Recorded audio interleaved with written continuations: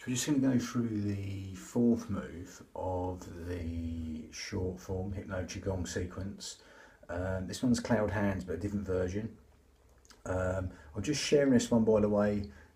It's a little short form I picked up when I was in the Himalayas, so I thought I'd just share it with you. I don't know what specifically it is, but it's just a little short form I learnt up there. Yeah, a nice little form basically. But anyway, I digress. We're going to go to cloud hands, and we go on the one leg with it. It's classical cloud hands, but you go onto the one leg once you've got it. But again, not necessary. If you wanted to stay on the two legs and do it and make it easier, you could do. Okay, but we're going to do it on the one leg. Lovely. So there's a few adaptations. Same deal. Breathing through the nose and exhaling through pursed lips for as long as you like. Okay. The in-breath's conscious thought, the out-breath's subconscious thought. And by extending that, we're benefiting all the housekeeping parts of the body. Sleep, digestion, rest is all benefited by elongating the out-breath longer than the in-breath. Lovely. And breathing to that belly like a balloon. But again, we're not calibrating and synchronizing it to motion like in more traditional forms. We're just elongating the out-breath and simply starting again at no particular specific time. Okay, so cloud hands. Lovely. We go back here. Again, normal cloud hands is here. Could I just push this back? That's better. A little bit of room there. So again, this is normal cloud hands. Hand goes past the eye line. And then keep the shoulders down. And we're breathing in through the nose. And exhaling through pursed lips. As you see the silhouette of the hand pass past the eye line. Again, you could stand on two legs and go deeper. Breathing through the nose. And exhaling through pursed lips for as long as you like. And then just simply starting again. So it sounds like this.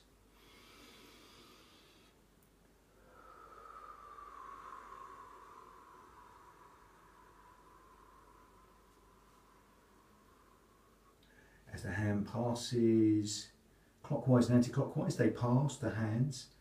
Again, this palm coming down towards the floor, this palm coming up and across the eye line.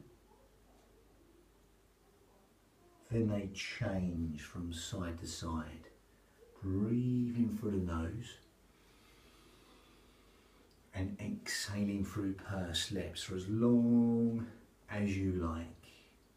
Lovely. Now again, with the one leg, we simply swap to one leg. Again, going to come back. There's a midway adaptation, the way I learned it, but again, you can either go here like we just have, or again, we're going to go to here, and we're just going to massage the beach ball and come back. So again, we're going to turn onto one leg, here, and come back. Again, breathing in through the nose and exhaling through pursed lips. You turn as you empty the leg, you fill it up, and you just turn to the other foot, partially empty the foot in the cat stance. You could just stay here, going from cat stance to cat stance, partially emptying the foot. That's the midway adaptation, keeping the tension out of the shoulders, elongating the out breath, as simple as that. Or you could do what I just did. Again, empty the leg, you turn, and you come to here, partially empty the leg, you turn, okay, so again you come up, as you come back down, you turn to here. Empty the leg, fill it up, as you come back down, you turn to here, and then you come up, and you turn. Again, massaging that beach ball can be a small one or a big one. If it's a big one and the shoulders are sort of coming up here, you might want to minimise the range. It could be a tiny sort of beach ball or a big one. Big ones are harder because the shoulders want to come up. So again, if you're like me, you want to keep the arms below shoulders, minimise Let's have a smaller ball here. You're going to empty, turn off that skewer through your head and come again empty. And I'm going to overemphasize the breath so you can hear it.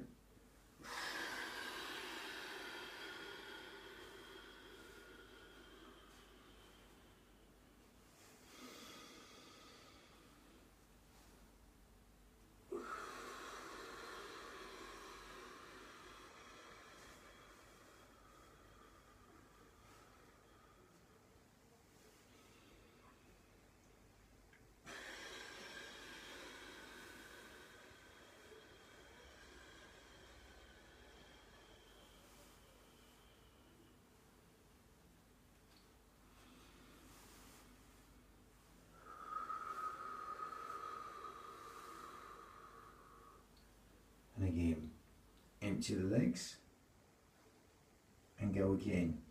Just changing from side to side. Again, remember, first one's just palm, just a sort of traditional one here. Or you can even just do the one we just did, here and back. Or go from one leg.